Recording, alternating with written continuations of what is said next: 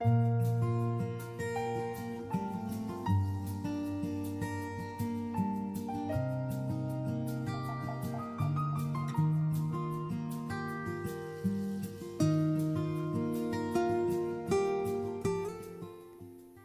el nombre del Padre, y del Hijo, y del Espíritu Santo. Amén. Proclamación del Santo Evangelio de nuestro Señor Jesucristo según San Lucas 6, 12, 19. Por aquellos días, Jesús se retiró al monte a orar y se pasó la noche en oración con Dios. Cuando se hizo de día, llamó a sus discípulos, eligió a 12 de entre ellos y les dio el nombre de apóstoles. Eran Simón, a quien llamó Pedro y su hermano Andrés, Santiago y Juan, Felipe y Bartolomé, Mateo y Tomás, Santiago el hijo de Alfeo y Simón llamado el fanático, Judas el hijo de Santiago y Judas Iscariote, que fue el traidor. Al bajar del monte con sus discípulos y sus apóstoles, se detuvo en un llano.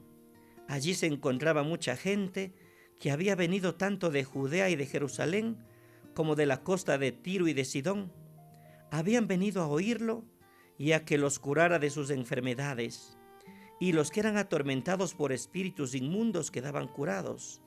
Toda la gente procuraba tocarlo porque salía de él una fuerza que sanaba a todos.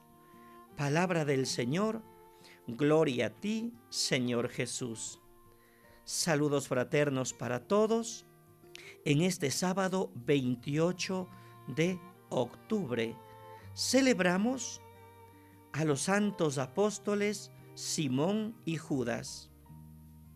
Simón era conocido con el apodo de fanático, casi seguramente porque habría participado en las guerrillas contra los romanos.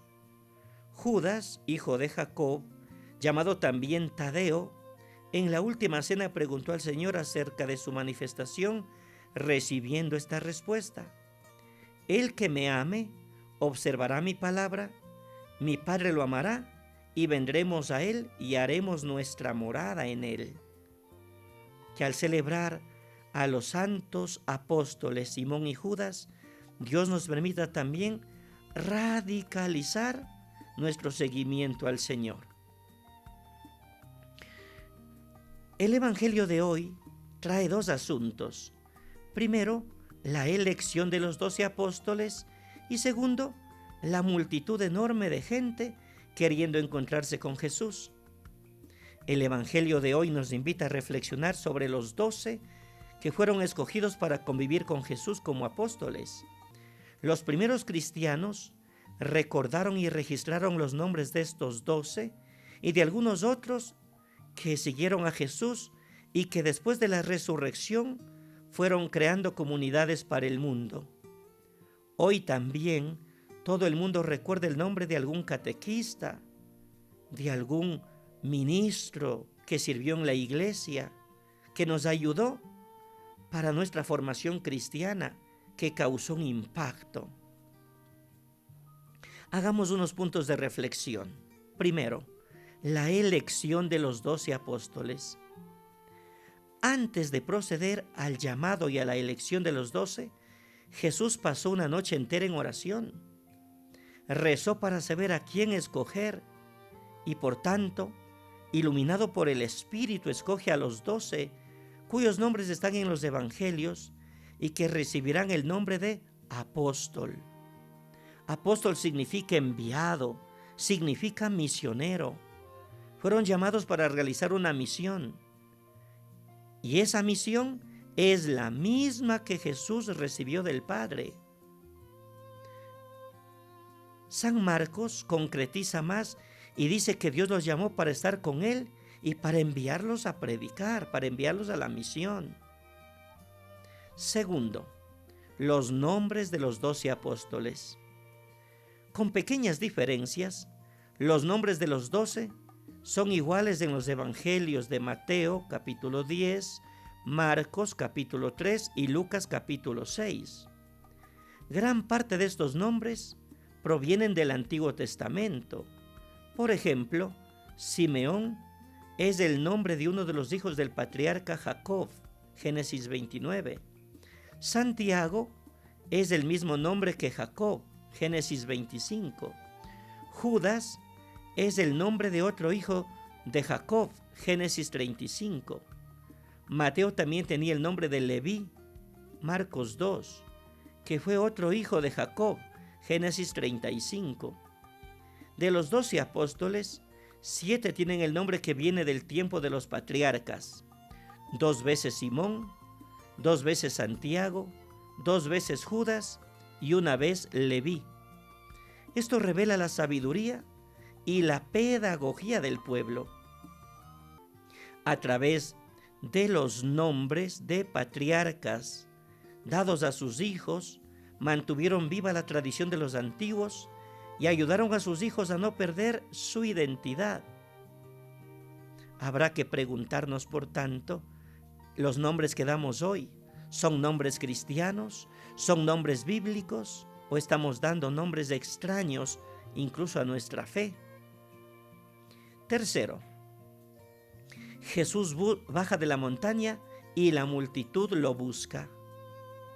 Al bajar del monte con los 12, Jesús encuentra una multitud inmensa de gente que trataba de oír su palabra y también de tocarle, porque de él salía una fuerza vital. En esta multitud había judíos y extranjeros, gente de Judea y también de Tiro y de Sidón. Y la gente estaba desorientada, abandonada. Jesús acoge a todos los que le buscan, judíos y paganos. Este es uno de los temas muy preferidos por San Lucas. Cuarto, estas 12 personas llamadas por Jesús para formar la primera comunidad no eran santas. Son personas comunes como nosotros. Tenían sus virtudes y defectos.